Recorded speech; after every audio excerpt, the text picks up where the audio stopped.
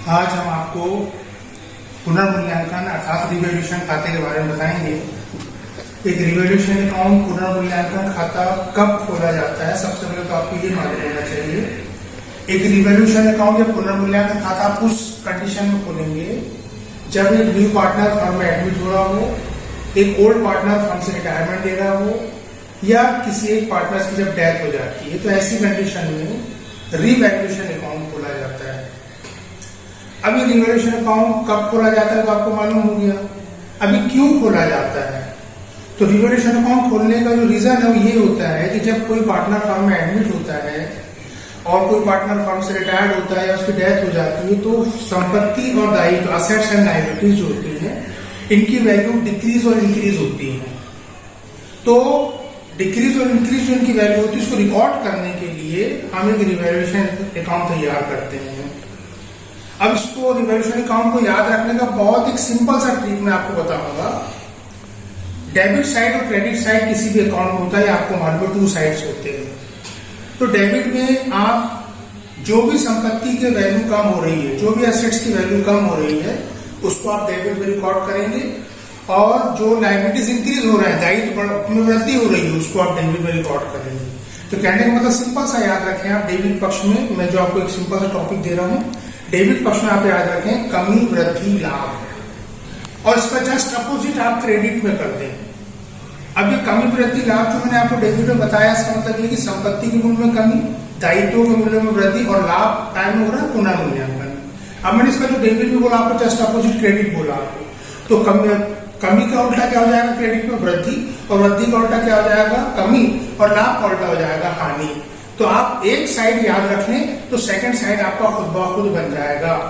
अब यहाँ जो क्रेडिट साइड में आप वृद्धि, कमी और हानि बोल रहे, तो कमी, वृद्धि कायम में संपत्ति के मूल्यों में, और कमी कायम में दायित्वों के मूल्यों में, और हानि कायम में होगी आपके पुनर्मूल्यांकन में।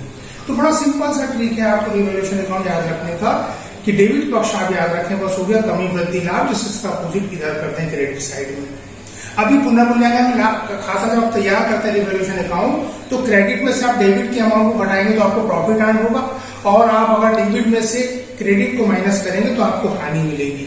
ये जो लाभ या हानि होती है, ये ओल्ड पार्टनर जो होते हैं उनके पार्टनर्स कैपिटल अकाउंट में उसको आप ट्रांसफर कर देंगे। न्यू पार्टनर को आप नहीं देंगे प्रॉफिट में हिस्सा, क्योंकि वो अभी एडमिट हुआ है।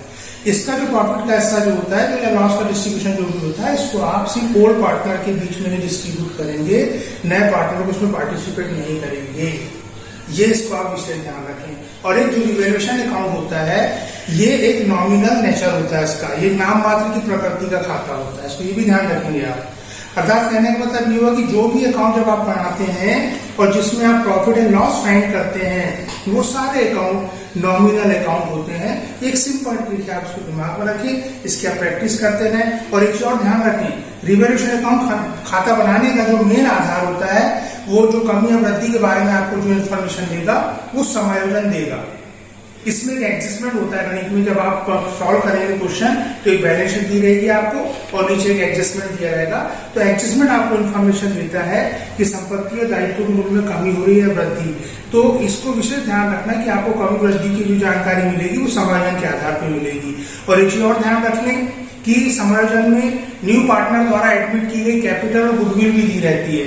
तो capital and goodwill not a recorded the revaluation account.